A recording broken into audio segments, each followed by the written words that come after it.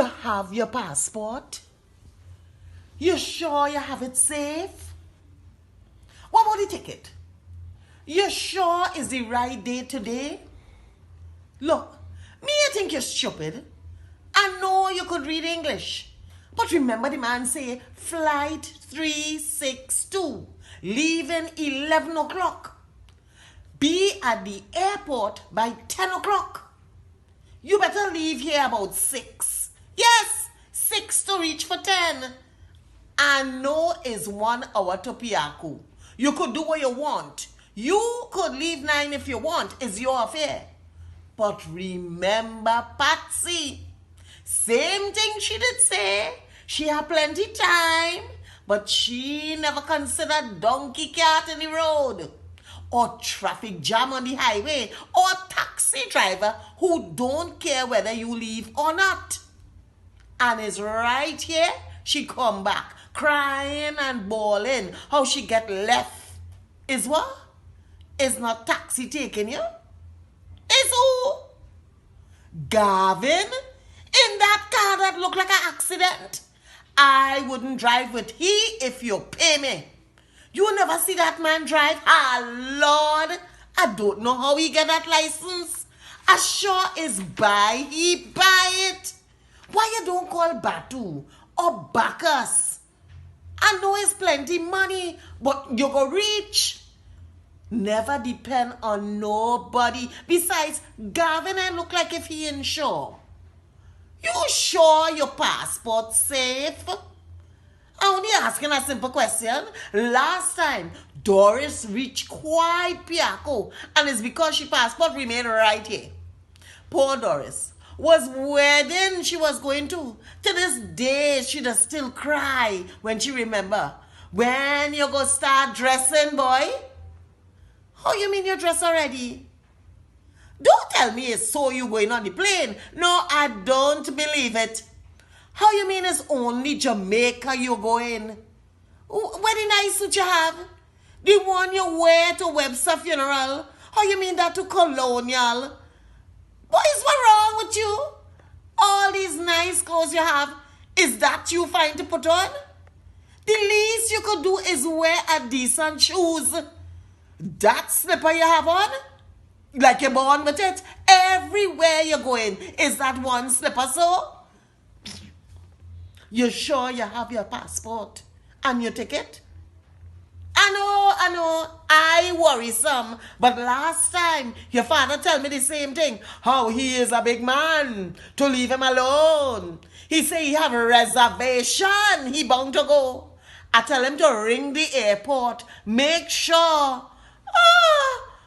But not he. He take his own sweet time to go. And he take his own sweet time and come right back too.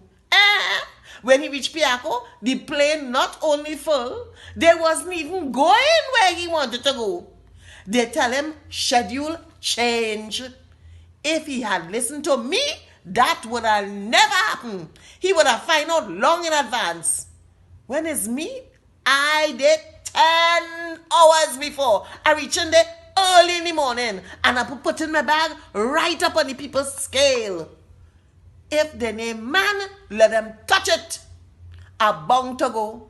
Or it's noise with me in the airport. But when you reach late, you don't stand a chance. You tell Vi and them you're going. You mean you go really leave without telling the neighbors you're going?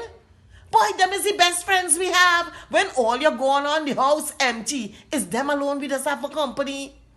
How long it go take you to say you're going? And don't shout through the window, man. This is no fish market. Plus, if you shout too hard, Miss Letty and she all try bound to hear. And you know she already. If she only know you're going is because she have something to send for somebody. I don't mind the rest of them, you know, but not she.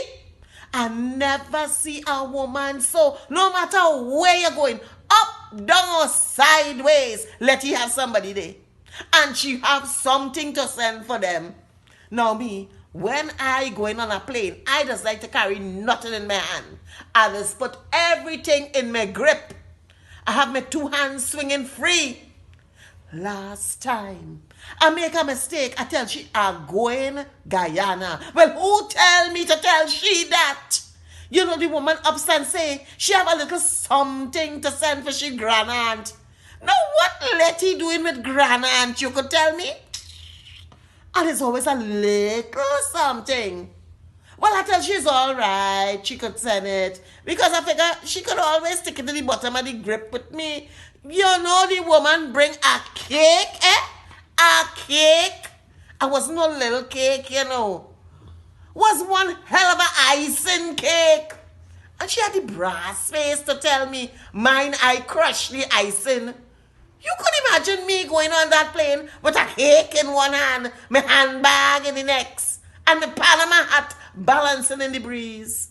Well, I tell you, that cake ain't reached Guyana yet. I tell she it had turbulent weather and the cake fall down and mash up.